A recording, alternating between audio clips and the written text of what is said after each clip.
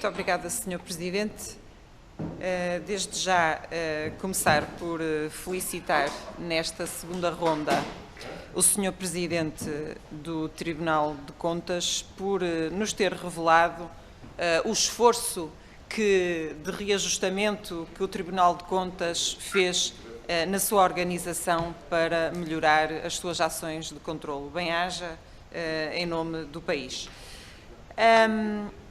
Nós, naturalmente, que registamos a dimensão e concordamos com a dimensão que o Tribunal de Contas dá à dimensão financeira à medida layoff simplificado. Lemos no relatório do Tribunal de Contas que, portanto, foram gastos 887,2 milhões de euros, e isso para nós, naturalmente, que se revela que é uma medida com enorme impacto orçamental. E, por isso, há que garantir que o apoio está a chegar a quem mais precisa, que ninguém fica de fora deste acesso e que, naturalmente, também seja vedado o acesso a este apoio a quem dele não precisa, naturalmente. E, portanto, há aqui uma necessidade de muito rigor, de muita transparência na concessão destes apoios, também para a prevenção de abusos. E, portanto, aquilo que se nota, e já foi aqui assumido, inclusive pela senhora deputada do Partido Socialista, é que, embora tenha havido celeridade, a monitorização e a fiscalização deste apoio não foi suficiente. O facto de, até final de junho, apenas 4% dos postos de trabalho terem sido fiscalizados e pela ACT, pela Autoridade das Condições de Trabalho, revela naturalmente que este controlo foi manifestamente insuficiente. Nós, da parte do Tribunal de Contas, também constatamos que há aqui uma recomendação ao Governo de que os futuros apoios sejam melhor desenhados, mais orientados e mais específicos. Há aqui algumas questões que nós precisávamos realmente de ver concretizadas aqui pela parte do Tribunal de Contas. Esta questão que coloca sobre a monitorização dos apoios ser permitida ou ser facultada pela via de dados físicos e dados financeiros, parece ser uma novidade, pelos vistos, para o Governo no âmbito do Instituto de Segurança Social, mas há institutos, como é o caso, por exemplo, do Instituto de Emprego e Formação Profissional, que monitoriza muito bem as suas medidas ativas de emprego, fornecendo publicamente as taxas de execução física e execução financeira, porque se não for possível aferir, e muitas vezes alimentam-se discussões neste Parlamento que não fazem sentido, da parte do Governo, o Governo diz que executa e o PSD diz que não executa.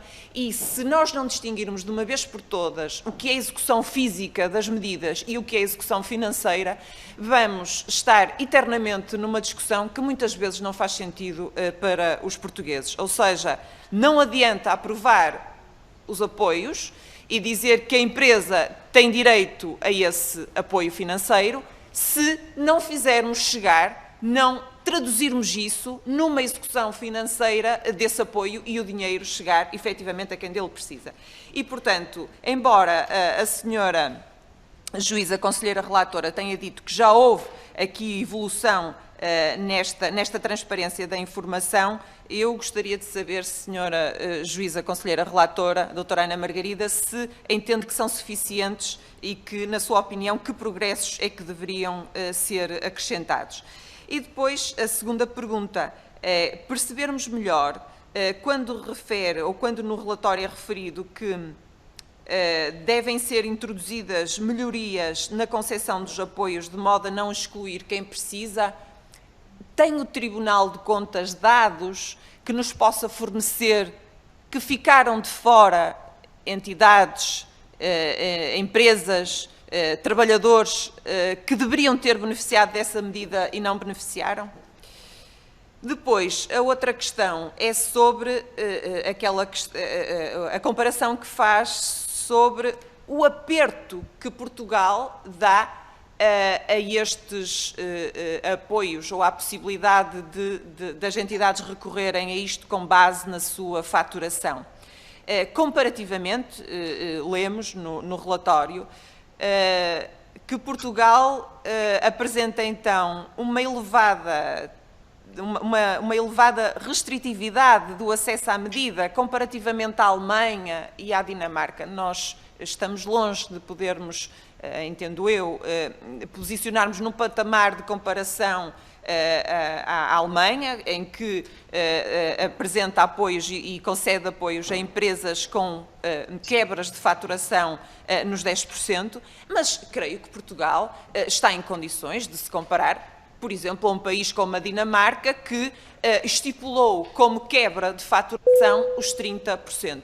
E Portugal, então, estipulou como teto as quebras de faturação nos 40%. E vou terminar, Sr. Presidente, eu estou mesmo no último ponto, permita-me que termine. E, portanto, dentro disto, era perguntar ao Tribunal de Contas se entende que Portugal, então, deveria ir mais além neste apoio e conceder a possibilidade a outras empresas com quebra de faturação mais baixa de acederem a isto.